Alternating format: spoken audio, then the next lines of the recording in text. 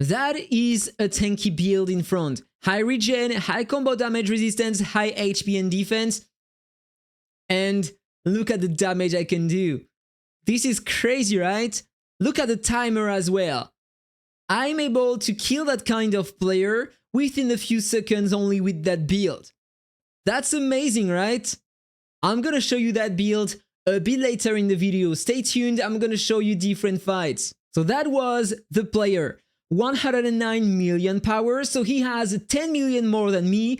Crazy amount of HP and defense, a lot of stun and regeneration rate, 68% combo damage resistance, 2255% crit resistance. A really tanky build, right? Let's try to find another player. 106 million power, that's another prophet. Let's try the fight.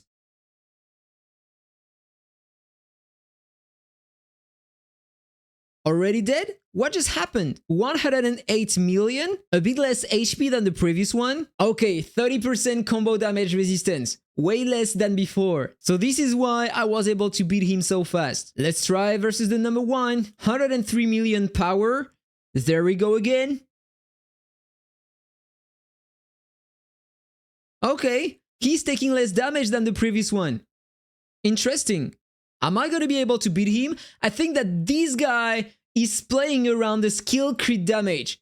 And that way, I am struggling to beat these players. Because I'm taking a lot of damage and I am not able to survive.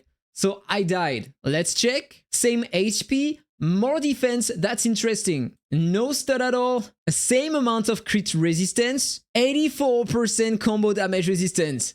Try to get more than that. That amount is just completely crazy. But if I check the skill crit damage, that guy has 300. I was expecting more than that because I took a lot of damage. But if I compare that with the previous guy, Sparkzed, skill crit damage 223%. So if you are using a tanky build with a prophet class, increase your skill crit damage. By doing that, you will destroy players in front while being tanky. So this is the way to go if you are using a prophet. But don't do that. I want to beat you with my build, so please don't do that. There is another player here. 108 million. Let's try again.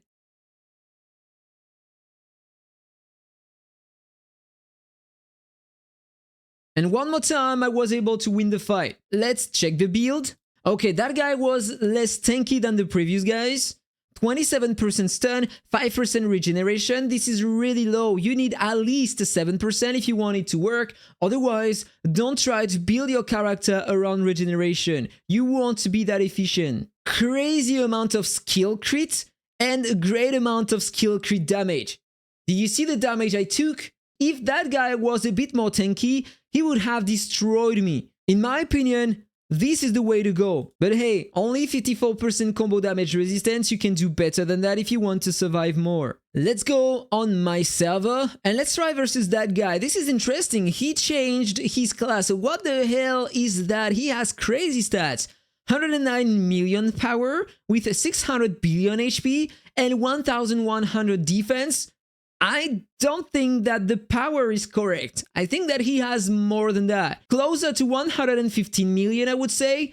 Look at that. 8.66% regeneration. I think that this guy is gonna heal crazy. An insane amount of crit resistance and pretty high combo damage resistance. I think that there is no way I can deal some damage to that guy. But who knows? Let's try to see. There we go. No, he's just not taking any damage at all. Okay, I can start dealing some. That's interesting. But I'm also taking a lot of damage. And he's healing so much because he's a martial sage. Look at that. This is a crazy build in front. But yeah, he's way overpowered. So that build is working, but there is a power gap. You can't beat every player in the game, of course. Let's try versus this one. Really tanky prophet. 113 million, 520 billion HP, almost 1000 defense. Crazy amount of stun, pretty nice regeneration rate. Let's check the other stats before. 2400 crit resistance, a pretty nice combo damage resistance, but it could be higher than that. Really low skill crits, and average skill crit damage. So I think that I shouldn't struggle that much to beat that guy, but maybe I'm wrong, so let's try the fight. There we go again.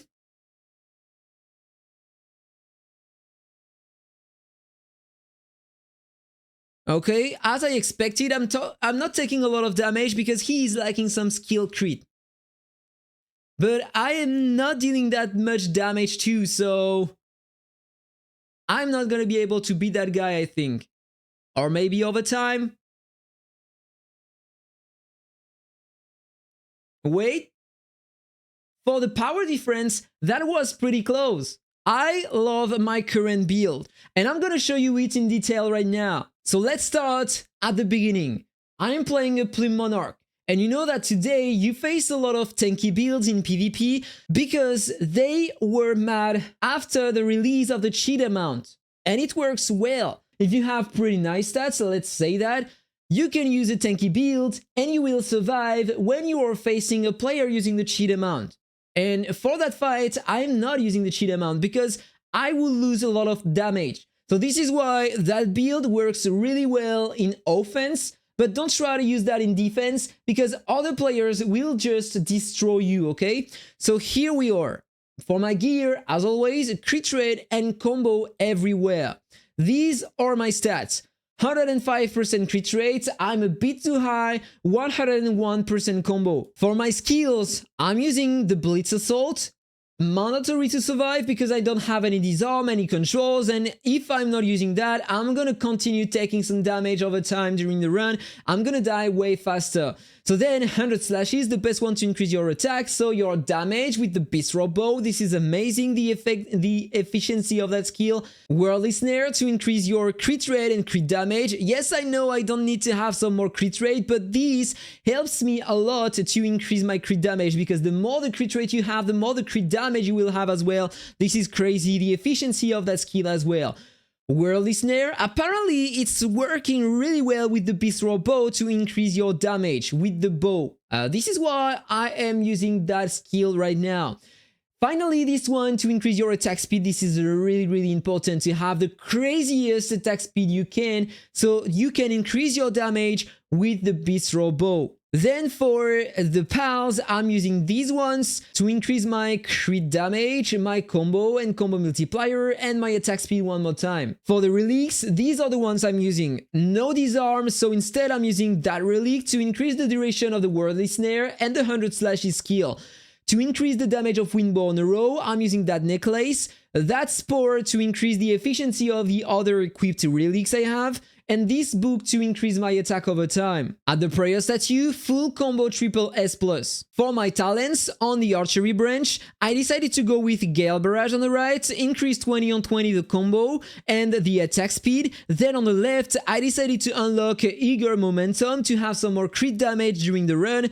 I upgraded this one to have some more crit damage, 20 on 20, same for the combo here. And then I upgraded the ones on the red tree. Very important in the future if you have enough coins to put some in the skill damage resistance because most of the tanky builds have that kind of damage, or you can face some warriors and in that case you need to increase your counter damage resistance. Then go on the sorcery tab and increase that to have some more attack every time you cast a skill. That is really important as well. And you will also have that to reduce the healing received by the targets. It's not a lot, but it can help. And then I decided to go above and just to prepare for getting some resistance in the future. On the Fury branch, I went for this one, the Ascension skill. So over time, I'm getting more attack speed, and one more time after 15 seconds, if I am still alive, I'm gonna have way more attack speed, and it's gonna proc more often the effects of the BEASTROAR both. So this is really important. And the crit rate increase is gonna increase the damage coming from my Worldly Snare skill after 30 seconds. So for this one, I need to stay alive longer, so it's not worth it. On the blue branch, 20 on 20 for the crit damage. And then on the Tame Beast tree, I upgraded that. For the enchants, double crit damage set and one combo set On the rune number 4, combo damage. Rune number 5, I have counter damage resistance. And rune number 6, I have crit damage increase. And on the substat, I'm trying mostly to have some global combo damage and every kind of damage resistance I can have. For the Awakening Seals, the goal with that build is to try to increase your crit damage. But don't forget to put some points in your attack here. This is really important too. And the efficiency of that scroll here, of that Awakening Seal, is not the same as the others, so I decided to put more points into crit damage first, attack then, and finally combo here. And I have a few points in HP, crit resistance and defense. Maybe I can try to balance that a bit more in the future instead of putting everything in crit damage. I'm still trying things, but I don't know, I need to do more tests. But so far, that was working well. For the souls, this is what I have. I balance my stats between the combo here, the crit damage, and the attack. And finally, I have almost the same for my HP, 40, my crit resistance. These two stats are really important here. And I have 27 for my defense. And finally, the most important things are the items you are using. You need for that build to have the BEASTROAR bow, otherwise don't expect that to work. This is the main reason why you can see these crazy figures on the screen, because you have the great damage coming from the BEASTROAR bow. In fact, every time you do a crit up to 20 times, you are increasing your crit damage. And when you stack that 20 times, every time you do a crit, you have 10% chance to cast extra damage on the target. And these are the big damage you can see on the screen. If you are using another one, it's not gonna work. This is really sad today to have such an efficiency on one item and not on the others. So in fact, the build depends on the items you are using only. This is why I feel a bit sad today, because you have some Plume Monarchs using the cheetah mount, so they have the cheetah build in my opinion. You have the ones that are using the panda mount, so they are immune to control, so you have the panda build. And then you have the ones that are using that build that I am using to beat tanky players, so you have the BEASTROAR bow build. So it's not class builds, but item builds? This is weird. This is a bit sad in my opinion. Let me know your thoughts about that in the comment below. But you know what? Just by curiosity, I want to show that to you. The difference you have between the BEASTROAR bow and the Flaming Carnage, because that was the one I was using before the release of the BEASTROAR bow. So let's check the efficiency. Normally, it was a great one before, but what about today? So let's go back in here, buy another ticket, and try to face that player again. But that time, I don't have the BEASTROAR bow anymore. Am I gonna be able to deal some damage to him? Let's find out. Start of the fight, I struggled to kill the clone, and look at his health. Exact same build as before, I just changed the artifact. The difference is huge. There is almost no damage at all. Of course, he has way more power than me, and so this is normal that I'm not able to beat him. Of course, I agree on that. But in fact, I'm not complaining about that. I'm complaining about the efficiency of the BEASTROAR bow. That item is just a bit overpowered in my opinion. To increase the damage of that bow, you need to use the Cloud Drifter. By doing so, every time you are gonna crit with a skill, you will get crazy damage. 20% more attack. And finally, the only back accessory you need to use is the Alien Dimension for two main reasons. The first one, you will take 30% less final damage. It's gonna be reduced every 12 seconds, but it doesn't really matter because within that amount of time, normally you should have killed the opponent or be close to kill him. So, Alien Dimension. Second reason, you have way more attack speed and energy skill regen. And it matters a lot. And finally, for the Avian, I'm currently using the Sunshine Bringer, but this is not the best one to use. For that build, you don't care about the controls because you are facing tanky builds. You want to use, of course, this one, but with no speeding. That is super important. But unfortunately, I don't have any Firefly with no speeding, a rage bonus, a shroom combo, because these three are the mandatory ones to have. And there is another affix that I would love to try. I just got it on one of these, and this is multiple shots. Combos have 50% chance to deal extra damage equal to 0.5% of the target's current HP. I think that it might help a lot to beat tanky players. I never tried that in the past. I'm still liking some good affixes here. I have the Shroom combo. I would love to have the rage bonus, and once I will have that, I will try that avian to have more attack speed and crazy damage. But this is still work in progress. So this is the build I am using. And unfortunately, as I said before, this is only working on offense, because if you try to use that versus another kind of player, first, you can't use the Cloud Drifter, because if the target is using the Cheetah mount, he's gonna destroy you. If he's using the Panda mount, he's also gonna destroy you because he will attack before you. So this is not working versus other players. And if you are equipping the Panda mount instead of a Cloud Drifter, you will have almost no damage versus tanky builds. I'm gonna show you the difference. So now, I still have the same build, okay? So let's face, let's say, Pain again, and see what can I have at the end? My main build right now. Look at the damage. That's great. I had more damage than before. So it's a bit random. It depends. If the 10% chance on the BEASTROAR bow happens, then you will deal more damage. And that time I was able to beat him, whereas before I wasn't able to. I changed nothing, okay? So now it's time to change the mount. I'm gonna use the Panda mount. So if I have that equipped, normally I should be more efficient versus more players, right? But unfortunately, versus that guy, it's not happening. Panda mount equipped. The Panda mount is a bit random because you have a range to increase your attack. And so you need even more luck to beat the opponent. Look at that. He took almost no damage and I'm already almost dead. Do you see the difference? So you need to use the Cloud Drifter. Look at the health remaining on the opponent and I am already dead. So that was my build. Let me know what you think about that in a comment below, guys.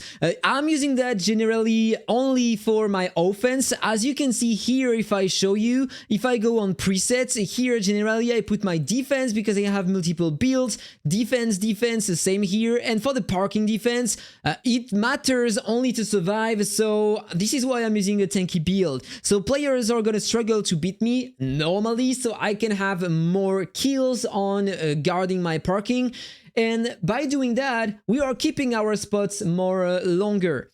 So if I come back here, let me show you, this is my defense. I changed many things here, so I'm using the deer, for example, the disarm, very important to use that in defense.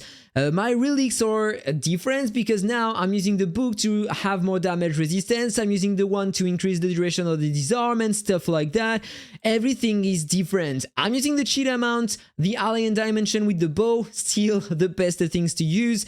And with the cheetah, you need to use the sunshine bringer. This is the best combination. If you are using that with no spinning on the avian, you are unkillable versus other players with the same builds as yours. So guys, that was all for that video. I hope you enjoyed it. If it's the case, don't forget to hit the like button, share that video with your friends and family members if you find it useful. Have a really nice day and see you on the next video. Bye bye.